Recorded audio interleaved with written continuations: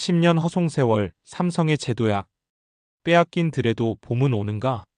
어제 2월 3일은 을사년 새해 들어 음력 24절기 중 첫 번째 절기인 입춘이었지만 올해 입춘은 금년 겨울 들어 가장 추운 날씨가 계속되고 있고 좌익들의 진동으로 한국의 정치판도 이 입춘 추위만큼이나 혹독하여 이상화 시인의 제목이 생각났다. 일제시대 민중의 울분을 시로 표현한 대표적인 것 중 하나가 빼앗긴 들에도 봄은 오는가? 였다고 생각하며 위키백과의 설명을 찾아보니 아래와 같이 잘 정리되어 있다. 다만 일제시대라는 표현은 원래 일제강점기로 되어 있으나 이 용어는 좌익들이 미제강점기 등과 함께 사용하는 용어여서 일부러 수정하였다. 빼앗긴 들에도 봄은 오는가는 시인 이상화의 시이다. 일제시대 한민족의 비참한 심정이 표현되었다. 작자의 반일 민족의식을 표현한 작품으로 비탄과 허무, 저항과 애탄이 깔려 있다. 비록 나라는 빼앗겨 얼어붙어 있을 망정, 봄이 되면 민족혼이 담긴 국토, 즉 조국의 대자연은 우리를 일깨워준다는 것이다. 국토는 일시적으로 빼앗겼다 하더라도 우리에게 민족혼을 불러일으킬 봄은 빼앗길 수 없다는 몸부림, 즉 피압방 민족의 비애와 일제에 대한 강력한 저항의식을 담고 있다. 로 되어 있다. 기왕 말이 나온 김에 시의 원문도 한번 보고 가는 게 좋겠다. 직접 읽거나 차분한 마음으로 들어보는 것도 좋다. 읽어보니 이상화 시인이 하고픈 말들 못한 말들이 그대로 가슴에 전해온다. 이 봄에 한번 읊조려보면 좋은 시이다.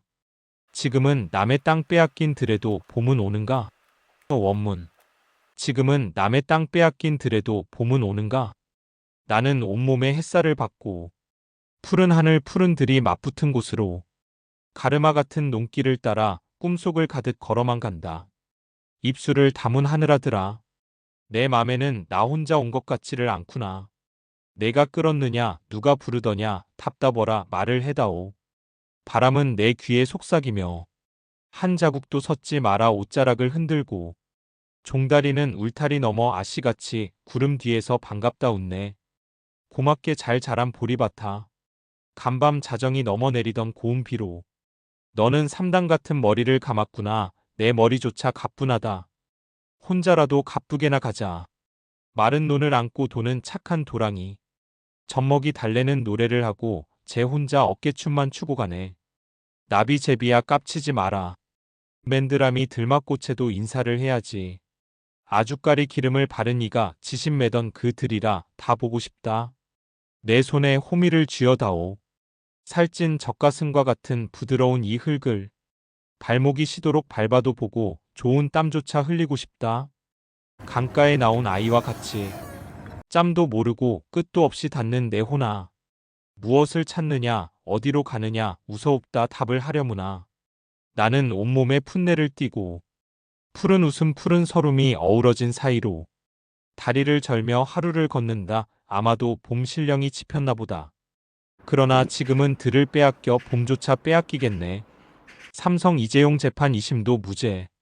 우선 을사년 입춘에 이재용 개인적으로나 삼성이라는 거대 조직 측면에서나 대한민국 경제적 측면에서도 희소식이라 할 수 있다. 지난 10년간 진행되어 온 재판 과정에 대한 것은 이를 잘 정리한 도표 등을 통해 살펴보는 것이 훨씬 이해하는 데 도움이 될 것이며 굳이 그 과정들을 부연 설명할 필요도 없다고 생각한다.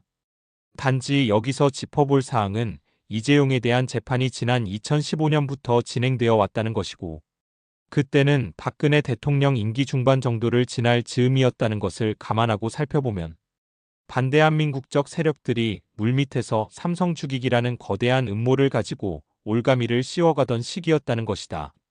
그런데 박근혜 정부에서는 이런 좌익들의 은밀한 작업을 눈치채지 못하고 그저 그들이 표면적으로 내세우는 경제적 관점에서 쉽게 박근혜 정부 검찰에서 물밑 작업을 하여 결국 이것은 훗날 최순실을 연결고리로 하여 박근혜 대통령과 최순실이 경제 공동체라는 비법률적 용어를 만들어 박근혜 대통령을 뇌물죄로 엮어 탄핵을 하였다는 것이다.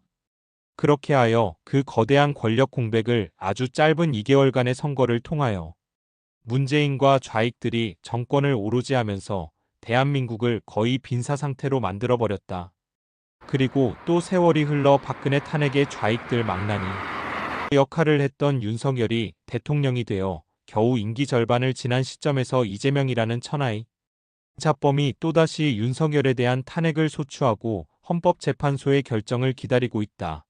그런데 지금 우리는 그 윤석열 대통령을 지켜야 대한민국을 지키는 것이 되어 윤석열 대통령 지키기 운동을 하고 있으니 참으로 얄궂은 운명이라 아니할 수 없다.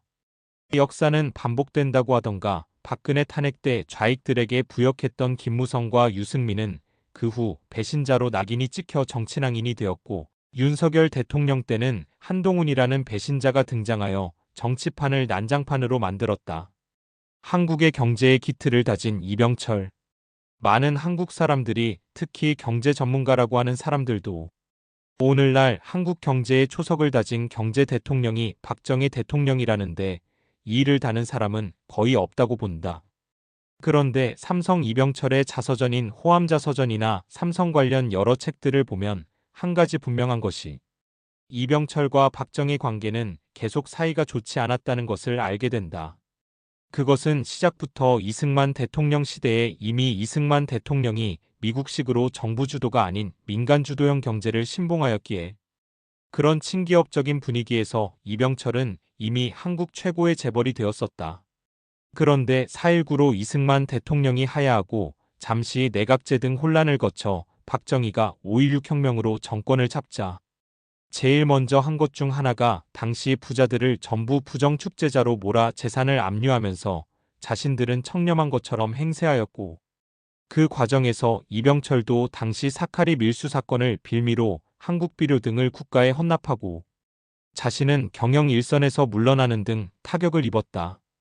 그리고 그때 경산의 영남대학교도 혁명정부에 빼앗겨 박정희 일가의 소유로 되었는데 만약 그때 삼성이 영남대학교를 빼앗기지 않고 계속 소유했었더라면 지금 성균관 대학교가 누리고 있는 영광을 영남대학교가 차지하였을 것이고 아마도 포항공대가 등장하기 이전이니 경북 지역에서 가장 좋은 대학이 되지 않았을까 하는 생각이 든다.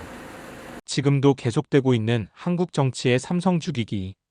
이렇듯 한국 현대 정치와 삼성 간에는 초대 이병철 회장 당시부터 박정희 정권의 삼성 죽이기에 이병철이 경영일선에서 물러나 큰아들 이맹희에게 잠시 경영권을 물려주었으나 경영에 별 재주가 보이지 않게 되자 다시 컴백하여 삼남 이건희에게 최종적으로 경영권을 물려주게 된다. 그렇게 경영권을 물려받은 이건희 시대에는 김대중과 노무현으로부터 엄청난 간섭을 받으며 경영권을 지키기 위해 노력한다.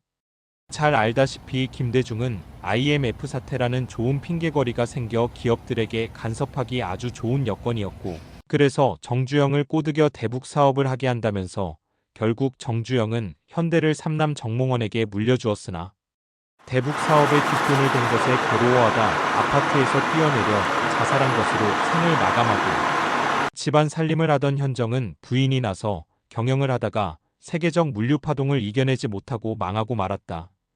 지금 현대가의 명성을 이어가고 있는 현대자동차는 정주영의 유산이기는 하나 거의 전적으로 정몽구와 정의선 부자가 만들어낸 기업이라 해도 과언이 아닐 것이다. 한마디로 김대중은 집권 5년 동안 겉으로는 IMF를 극복하고 노벨상을 받은 아주 훌륭한 대통령으로 포장되어 있지만 실상은 현대대우진로 등 한국이 알짜배기 대기업들을 말아먹은 장본인이고 삼성까지 집적이다 성공하지 못하였다. 그렇게 하여 생존한 삼성을 김대중에 이은 노무현이 집요하게 물고 늘어졌고 삼성은 기업을 지키기 위해 필사의 노력을 하면서 생존을 위해 비자금을 그의 처남인 홍석현을 통하여 전달하려 했으나 추후 홍석현이 심부름하는 과정에서 돈을 착복하였다는 것이 발각되어 이때부터 삼성과 외갓댁인 홍씨 일가와는 거리를 두게 되고 지금에 와서 보듯 홍석현과 그의 아들 홍정도는 완전 빨갱이 집단의 핵심이 되었다. 그리고 정권을 잡은 인간들의 집요함은 삼성의 3대인 이재용에게도 들어붙어 이재용의 삼성은 지난 10년을 허송세월하였다. 그런데 이번에 상속 문제로 야기된 삼성 죽이기의 2심에서도 무죄 판결이 나고 최지성 등 당시 삼성의 최고 경영자들도 전부 무죄가 선고되었다고 하니 그들 개인은 물론 삼성이나 한국경제 입장에서도 천만다행이라 생각한다. 이재용의 삼성, 이제부터 제도약을 위한 첫 출발.